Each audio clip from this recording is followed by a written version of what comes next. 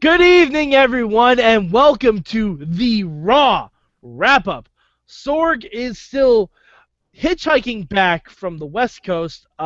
He heard about this place where you only have to pay $20 to see Lucha Libre, and we really hope he makes his return. I hitchhiked faster than Sorg did. This is true. I am Mad Mike. You guys know who I am. It says it right down here because my lower third works. But with me, as always, is Eamon Payton, the voice of Inspire Pro Wrestling. Not always. Not always on this show. But you're always with me, Eamon. Well, this got weird. Yes. And the voice you just heard is the voice of the Riz. Very, very, very weird, and I'm not comfortable with it. Not comfortable with it. Good, because there was not a lot of comfortable stuff on Raw tonight, Riz. No. What are you guys talking about? Well, hold on. I'm not done doing the intros. I know. With us also from the underwater city of Johnstown is Bobby F. J-Town. Brought to you by a combination of Gold Bond medicated powder and day-old Thanksgiving turkey from Subway. By the way, fun fact, to spicing up those Thanksgiving leftovers, just rub a little Gold Bond on there and pop it right back in the oven. Hey, Bobby. Yeah.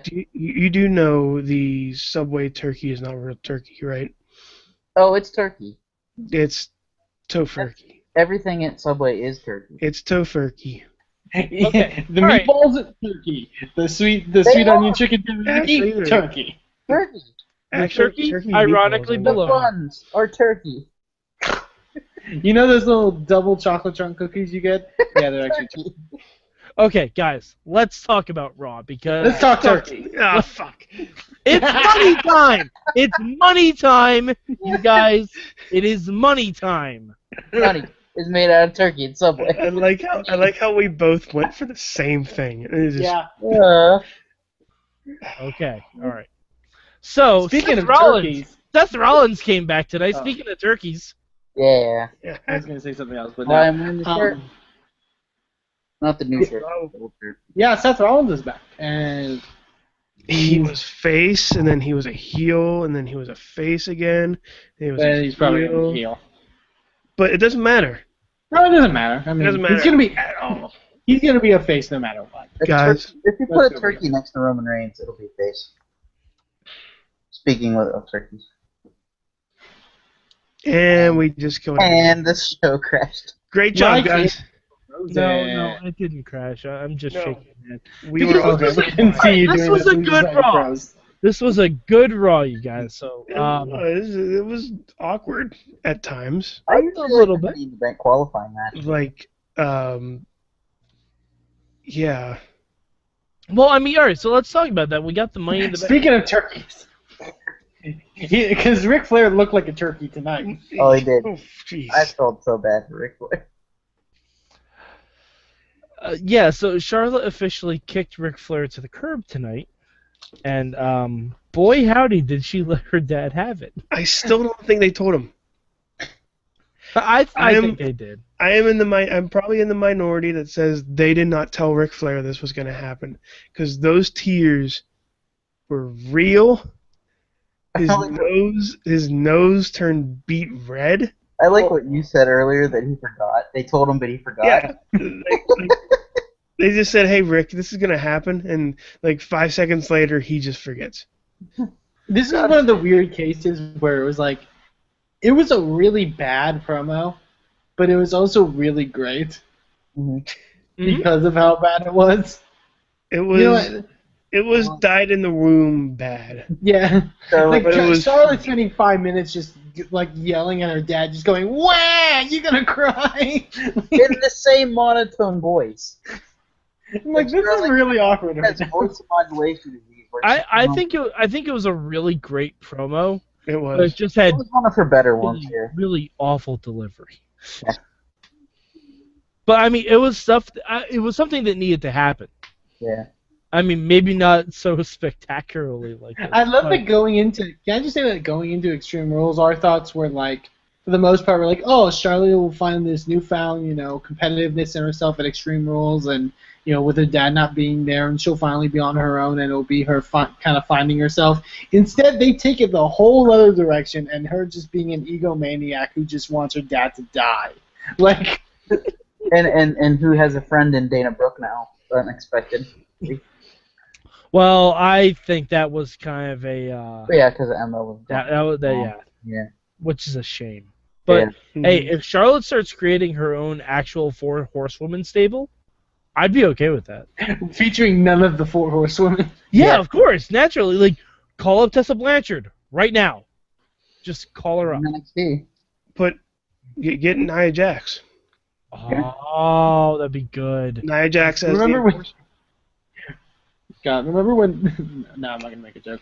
Nia Jax is the enforcer. Ole Anderson is. No. They established that Dana was Arn tonight. Dana is not Arn Anderson. Ric Flair said Dana was Arn. Yeah, that's Ric Flair. No, no, you know who you can get in this? Naomi and Tamina. When they return. Yeah. When they return, because Tamina is Ole Anderson. Yeah, that's true. So that'd be really good. I could see Naomi being like a Tully Blanchard type with the light up kicks. Tully Blanchard with his fluorescent. Yeah. Well, no, he was the flashier one. He wore LA gear back in the day, right? Was he the flashier one? Yeah. He wore the LA gear back in the day, right? Yeah. Of course he did. LA Lights. Yeah, I was gonna say he popularized LA Lights. He actually won those on Double Dare. No, those were the second place prizes. Those were the runner-ups. Yeah, those were the runner-ups. It was the board game and some Reebok pumps. The VCR. Mm-hmm. Okay, so moving on from that, we had Money in the Bank qualifiers tonight, you guys. Yeah. And we have 5 guys so far in Money in the Bank. Out of Sami Zayn, Cesaro, Jericho, Dean Ambrose, and Kevin Owens. Yeah. Who do you guys think has the best chance to win, or is it just going to be John Cena next week? Here's the interesting thing. I feel like this is the most even Money in the Bank match we've had. Yeah, it is. Yeah. Usually, like in the last couple of years, there's been like 1, maybe 2 guys who could win, and then like the rest is just like filler. Like out of those 5 guys, I could see any of them winning. Like right now, the story for me is Dean Ambrose. He wins that Money in the Bank and makes it a triple threat. No, but you see, the thing is... But that's what they want you to think. Okay, yeah, but they're not going to do a Shield triple threat without some sort of promotion. They're not. There's no way they're not. Because you can have Rollins versus Reigns at this pay-per-view and have it end in some sort of schmoz, and then do a rematch, and then have Dean Ambrose say, hey, you know what? Let's make it a party! But also... Not to get too much into Extreme Rules, but also like if they decide we're not going to give it to 3 of the 4 guys in the in that awesome Intercontinental title match at Extreme Rules, but we're going to give it to Dean Ambrose after his performance at Extreme Rules. I don't know. I can see another way this can go. Hear me out, since we're doing like a little fantasy thing here. Hear me out. How about Sammy wins, and then cashes it in whenever Kevin Owens wins it. That's assuming Kevin Owens is going to win it within a year. I wouldn't be surprised. I wouldn't be surprised. Okay. And then we have that feud for months. That'd be an awesome... Now, I have a question for you guys. Mm-hmm.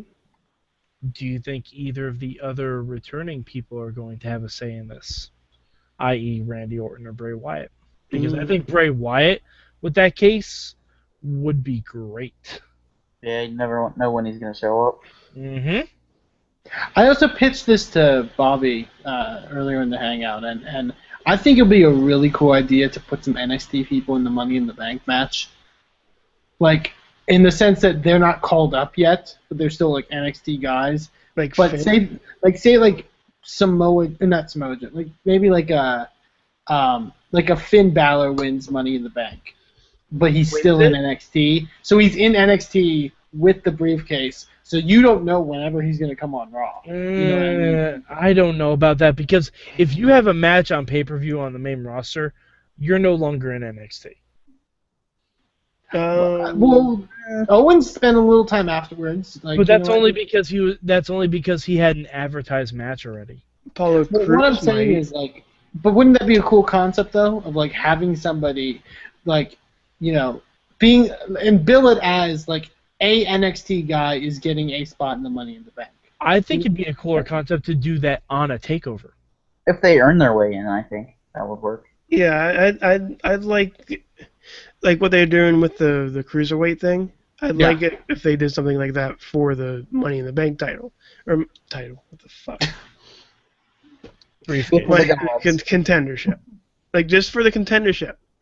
Have Gargano, have Ciampa, have all these guys that... Ty Dillinger. Oh God, Ty Dillinger. Ken. But I'm afraid that you put one of their top guys in there, like a Finn Balor or a Samoa Joe, they can get severely hurt and not come back to NXT for months. Yeah, but I mean, it's gonna be. And that's. I mean, they can. I mean, they have a good track record of regenerating talent, but I'm just worried that talent pool is going to go quick. As long as TNA keeps sucking, people will keep leaving TNA. That talent pool is not going belly up anytime soon. All right, so we should probably talk about that other thing that happened with. We talked about Ric Flair. Yeah, I know. Conja Club. No, I was talking about the AJ and the Breakup Club. Yeah, Conja Club. Yeah. Yeah. Do you guys think this is the setup for whoever is going to be their new running buddy? Their new boss. Imagine if it was Sasha Club. That would be awesome. Sasha's I don't care about the women's title anymore. I'm going to fight AJ Styles. Hey, you know what? I would legitimately pay for that pay-per-view. Sasha Banks versus AJ Styles. The phenomenal one versus the boss. But yeah, they broke up, and it was kind of a weird thing to end on. Ric Flair them going backstage. Just them going, we're on a break. Just both Ross and Racheling both ends of this. Well, I mean, but that's what AJ was trying to do, and then the club was just like, no, we're done. We are done professionally. Like we're not even. Oh my God, this was. Wait, wasn't this the Mark Henry John Cena Camp WWE thing? Probably. I don't know. I didn't watch that shit, Riz. Because this was the exact same angle that Kid John Cena and Kid Mark Henry did whenever Mark Henry got pregnant eating cake. Yep, and this is why I don't watch Camp WWE anymore, because of that synopsis. Thank you, Riz. They know when you're pregnant and you eat cake. Also, guys, we might be getting a feud with Apollo Crews. He might actually have a feud now. Yeah. Yay. I love that he's like, shit, the guy that we put you against on Superstars for 2 months now just got released. Give you Sheamus on the main roster. Yep. It's a shameful thing. Don't worry. They're going to be on the pre-show. Nobody's going to watch it, and everybody's going to be fine with it. Basically. And that opens the door for Dolph Ziggler and Baron Corbin. Mm-hmm. Oh, well, they're going to get on the main show. No, I think that feud's done. It doesn't seem like it's not done. I think Corbin's going to be in Money in the Bank. I think Mike missed the backstage promo between Baron and Dolph. Oh yeah, that's right. Oh, I must have fast forwarded through it. Because apparently Dolph is a technical wrestler now. Yeah. Well, apparently we missed that part where Dolph's like, I'm a technical wrestler. He is technically a wrestler. Technically, yeah. I mean, he was. We give him shit, but he was a good amateur-style wrestler. But we never knew that. Yeah, we did. Michael Cole has been shoving that down our throats for the past year. You Really? assume we listen to Michael Cole. He said he was. Kevin I think he has the most wins somewhere. I forget which college it was, but he has the most Kent wins. State or something? Yeah, Kent State. Yes. I just heard JBL saying, and he's like, "You've never mentioned this before, ever." Maybe I don't pay attention to commentary well enough, but like, this isn't like when I don't look at Dolph Ziggler and think technical master. I do. I don't know. He can sell ketchup popsicle to a nun. I'm not sure that's how that reference works. I don't know. In white.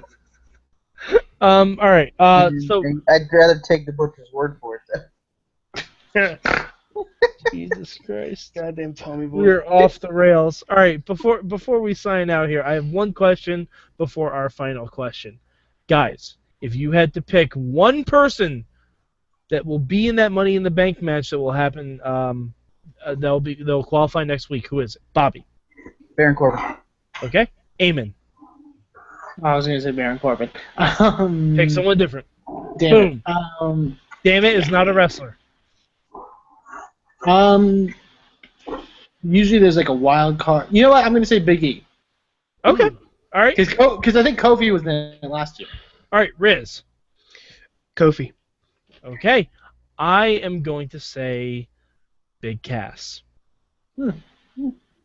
Because Enzo came back tonight, but he can't really wrestle yet, can he? I don't know. I'm kind of scared to put another tag team partner who lost another tag team partner in a match like that, though. I think it would be As really we cool see for Big Eamon Cass. chugging a Coke. I think it would be really cool for Big They Cass. can't see that, Riz. Thanks for pointing that Yeah, out. no, we turned that off, Riz. That is true. Yeah, Riz hasn't been on podcasts in a while. I don't know what podcast. He's too busy playing video games. Riz, where do you play video games? Riz plays games. Ah, there he is. What? All right, before we get to the rest of the plugs, how much of this week's Raw is worth watching, you guys, on a scale from 0 to 3 hours? Bobby. 8 hours. Wow. I felt like it was 8 hours long. No. I'd say a good hour and a half. Okay. All right, Eamon, how about you? I'd say two. I say two. Yeah, and that's not a good hour and a half, because that's 50%. Well, About 60%. Give him an extra 20 minutes. Yeah, That's not including commercials, though, so. An extra 15 minutes. Because it wasn't a bad Raw. Yeah, it No, wasn't it a wasn't. bad Raw. It was just very long. It was very I'd match say- heavy. It was match heavy, which is good.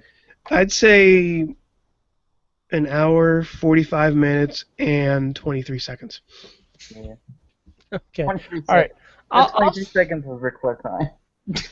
All right, I'll say about 2 hours. The in-ring promos they have were really good. Some of the backstage stuff was fun, and a lot of the qualifying matches were really good, especially that main event. Mm-hmm. All right, so Eamon, where can the people find you on the internet? You can find me on Twitter at Eamon2, please. You can also check out Inspire Pro Wrestling, the wrestling company I work for, over at Twitter at Inspire Pro Res. Okay. All right. All right. Look where I work. I'm aiming there. Riz, I got a job. Riz, where can the people find you besides that Riz plays games? Riz plays games. Anywhere else? Riz Maybe- plays games. Okay. All right. Riz plays games.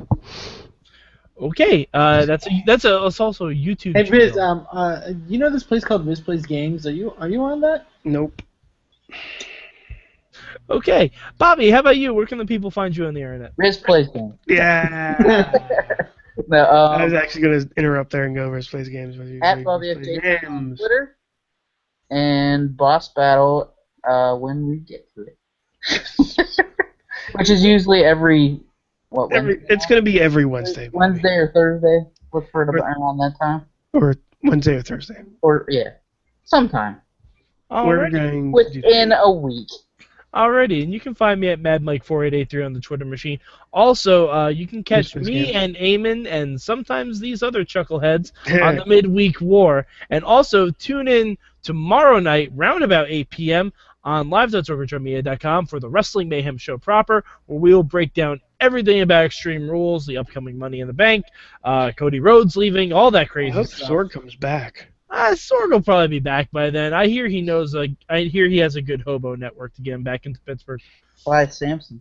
He does know a drifter. He knows Elias Sampson. Between drifters and hobos, Sorg will get back to the studio. I mean, he knows the underground and he knows the railroads, so we're good. Holy crap! No. No, that's No. all right. On that note, Oh. keep it raw, everybody.